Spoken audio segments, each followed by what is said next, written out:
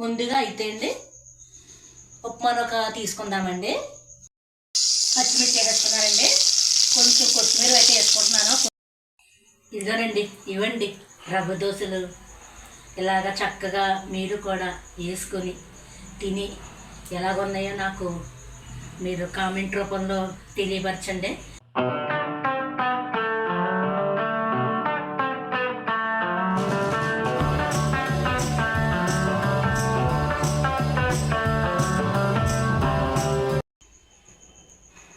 Hi friends, అందరూ ఎలా ఉన్నారండి? బాగున్నారా? మేము కూడా చాలా బాగున్నామండి. ఈరోజు మేము ప్రొద్దుట అయితే అంబలి కాసుకుని తాగేసామండి. మధ్యాహ్నం అయితే ఫంక్షన్కి వెళ్ళాము. ఫంక్షన్కి వెళ్ళి వచ్చాము. ఇంకైతే సాయంత్రం అయితే ఏమీ లేవండి, పిండ్లు అయ్యి ఏమీ లేవు, అన్నీ అయిపోయినాయి. ఎలాగా అనుకుంటున్నానో నాకు సడన్గా ఏం చెయ్యాలా అని ఆలోచించానండి. ఇన్స్టెంట్గా ఒక టిఫిన్ అయితే వేసుకుందామని ఆలోచిస్తే రవ్వ దోశ గుర్తుకొచ్చిందండి.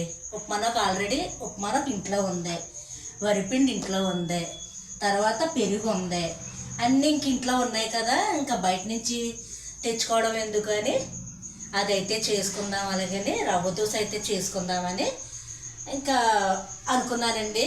ఎలాగా చేస్తున్నాను కదా, నేను ఎలాగా వేస్తున్నానో, పిండి ఎలా కలుపుతున్నానో అన్నది మీకు చూపిద్దామని చెప్పేసి నేను ఇలాగైతే చేసుకుందామని వచ్చానండి మీ ముందుకి. ఇప్పుడు నేను రవ్వ దోశ ఎలా కలుపుతానో చూద్దాము రండి. ముందుగా అయితే అండి ఉప్మానొక తీసుకుందామండి. ఇంకా మేమిద్దరమే కదా, అందుకు నేను ఈ గ్లాస్ అయితే తీసుకున్నాను. ఈ గ్లాస్ తోటి ఇదిగోనండి గ్లాసుడైతే ఉప్మానొక తీసుకుంటున్నానండి. ఈ గ్లాసు ఉప్మానొక అండి. తర్వాత నేను ఇదే గ్లాస్ తోటి అంటే కొంచెం తక్కువగా ఈ గ్లాసు నిండగా నేను ఉప్మారవ్వ తీసుకున్నాను కదండి. ఇప్పుడు ఇందులో కొంచెం ఫుల్గా కాకుండా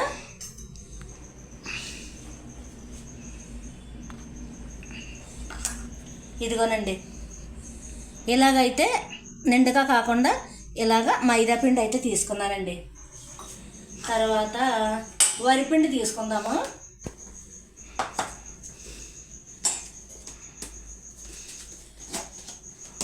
ఎలాగో మనకి ఇవన్నీ రెడీగా ఉంటాయి కదండి.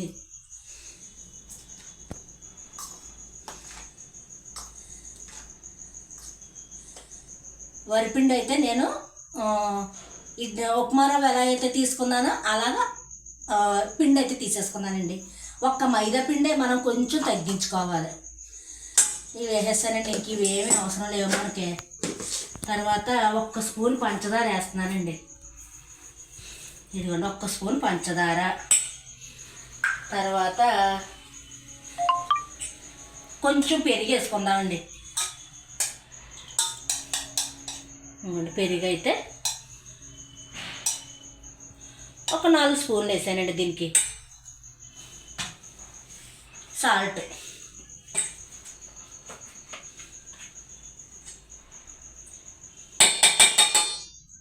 అయితే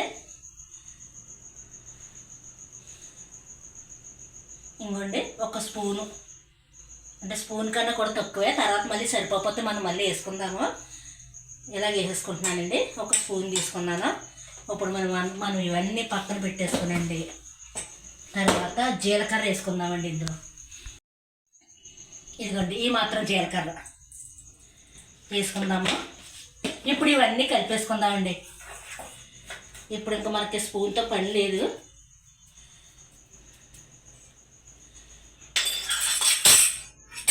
గట్టి తీసుకున్నానండి. ఇప్పుడు ఇంకన్నీ వేసాను కదా, ఉప్మానొక, మైదాపిండి, బియ్యం పిండి ఇవన్నీ వేసాను కదండి. కొద్దిగా పంచదార, సాల్ట్ వేసాను కదా. ఇప్పుడు వాటర్ వేసుకుందామండి.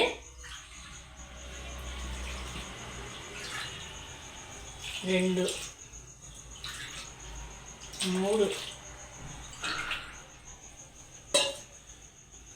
3 అయితే వేసుకున్నానండి. ఇంకా పడతాయే. ఫస్ట్ ఇది కలిపేసుకుందాము. బాగా పలుచగా ఉండాలన్నమాట అండి.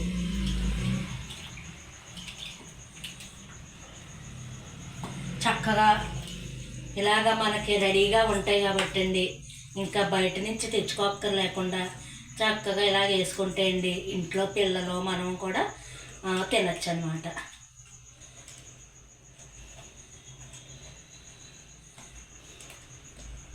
మూడు గ్లాసులు వేసానండి. ఈ గ్లాస్ కూడా పట్టేద్దండి. 4 గ్లాసులు వేసాను. ఇది కూడా పట్టేస్తుంది. మనం కొంచెం ఇలా కలిపేసుకునండి, ఉండలే లేకుండా కలిపేసుకుంటాము.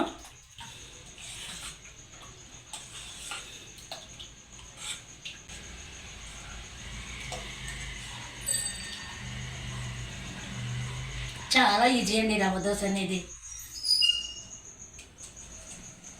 ఇదిగోండి, ఇలాగా ఈ పలచగా ఉండాలన్నమాట. చూసారా, మొత్తం అన్ని పిండ్లు కూడా కలిసిపోయి నేను జీలకర్ర వేసుకున్నాను. ఇంకోండి ఇలాగా ఇది పక్కన పెట్టేసుకుందామండి. ఏమన్నా ఉండలు అన్నీ ఉంటే కొంచెం బాగా నానుతుంది అన్నమాట. సాల్ట్ కూడా సరిపోతే వేసుకుందాము. సాల్ట్ కూడా సరిపోయిందండి కరెక్ట్గా. ఇది ఇలా పక్కన పెట్టేసుకుంటున్నానండి. ఈ రవ్వ దోశలోకి నేను ఉల్లిపాయలు పచ్చిమిర్చి కూడా కోసుకొని పక్కన పెట్టేసుకున్నానండి. ఇప్పుడు మనం ఇందులోకి చట్నీ అయితే తయారు చేసుకుందామండి.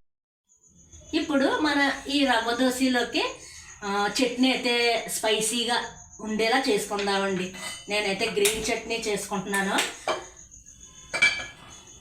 ఇలా పెట్టేసుకున్నాను కదండి, గిన్నె పెట్టేసుకున్నాను. ఆయిల్ అయితే పోసుకుంటున్నానండి పోపుకి.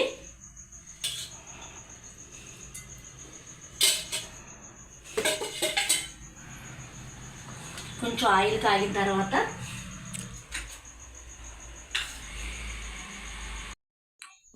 నూనె ఇదిగోనండి మరిగింది. ఇందులో మనం జీలకర్ర వేసుకుంటున్నానండి. తర్వాత ఒక 4 పచ్చిమిర్చి వేసుకుంటున్నానండి.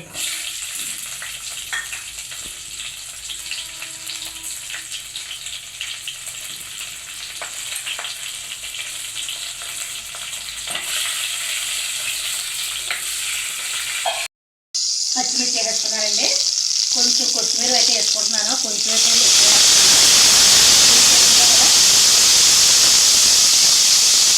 కొంచెం కొత్తిమీర ఎక్కువ వేసుకుంటే అండి బాగుంటుంది. ఇది వేగనిద్దామండి. ఇది బాగా ఇందులో మగ్గిపోవాలన్నమాట.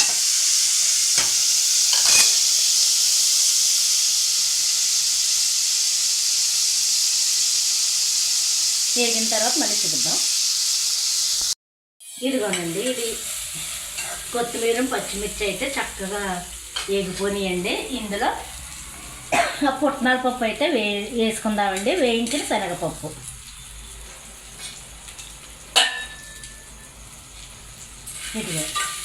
ఇది కూడా పక్కన పెట్టేసుకుందాం. వేగిపోయిందండి. ఇది పక్కన పెట్టేసుకొని మనం రవ్వ దోశ వేసుకుందామండి.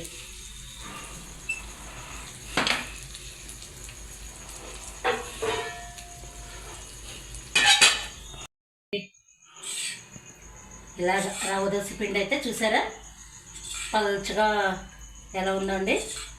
ఇప్పుడు నేను పెనం మీద పోస్తానండి. చూద్దును. కొద్దిగా ఆయిల్ వేసుకుందాం. పెనం బాగా కాలాలన్నమాట అండి. బాగా కాలిన తర్వాత వేసుకుంటే బాగుంటుంది.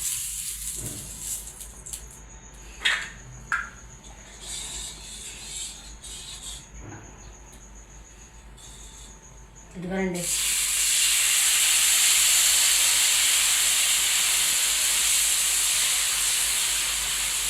చూసారా మన పెనం ఎంత కావాలో అంతా వేసేసుకోవచ్చండి.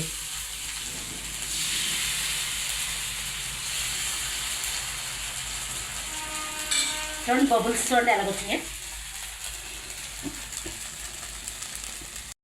ఉల్లిపాయ పచ్చిమిర్చి నేను కలిపి కోసేసుకున్నానండి. ఇంకోండి వేసుకుందాం. ఇంక ఇందులో క్యారెట్ అవి కూడా వేసుకుంటే బాగుంటుంది. క్యారెట్ లేదండి, అందుకు ఉల్లిపాయ పచ్చిమిర్చి వేస్తున్నాను. చక్కగా ఇలాగా మన ఇంట్లో తయారు చేసి వేసుకోవచ్చండి ఈ రవ్వ దోశ అనేది. ఇది మళ్ళీ కాలిన తర్వాత ఎలాగొస్తుందో చూపిస్తానండి మీకు. ఇంకోటి పప్పు అయితే పచ్చడి అయితే మిక్సీ పట్టేసుకున్నామండి.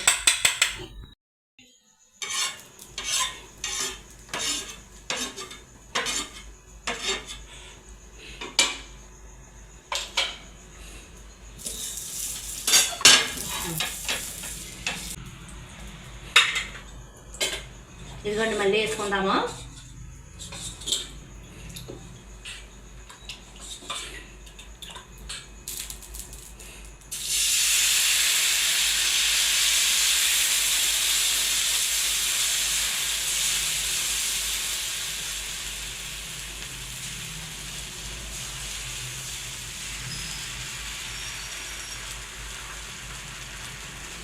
ఇలా మొత్తం పెనం అంతా వేసుకోవచ్చండి.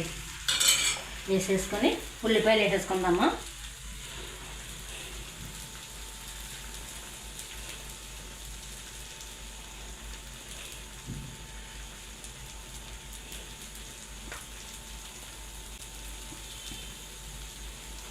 ఇది కూడా వేగిన తర్వాత మీకు మళ్ళీ చూపిస్తానండి నేను. అంటే కొంచెం ఎక్కువ టైం పడుతుందండి. అంటే అడుగుని కాలాలే పైన కూడా ఉడకాలి కదా. ఇంకా ఈ క్రిస్పీ ఇలాగా కలర్ మారటానికి కొంచెం టైం పడుతుందండి. మనం సిమ్లో పెట్టేసి కాసేపు ఊరుకుంటే ఇంకా దాని అంటుతాదే ఎగిపోతుందండి. ఇంకోండి ఇలాగ వచ్చింది చూసారా. మీకు ఇది కూడా నేను ఏది చూపిస్తానండి.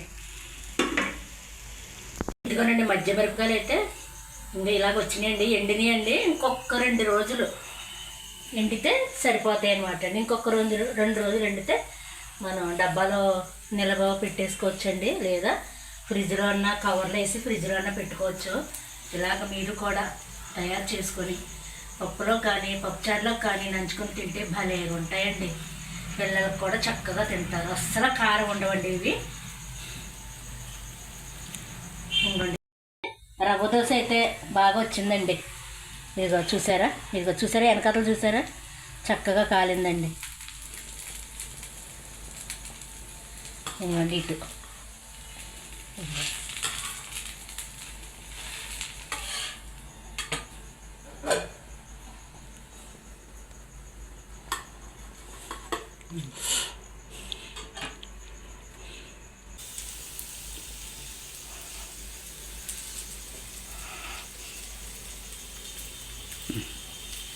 ఇదిగోండి చక్కగా ఇది కూడా వేగిపోయిందండి. ఇదిగో చూడండి ఎంత బాగా వచ్చిందో.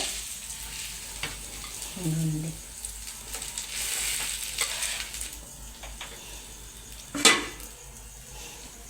ఇందులోకి ఇలా తీసేసుకునండి మన గ్రీన్ చట్నీ. ఇంకోండి గ్రీన్ చట్నీ చేశాను.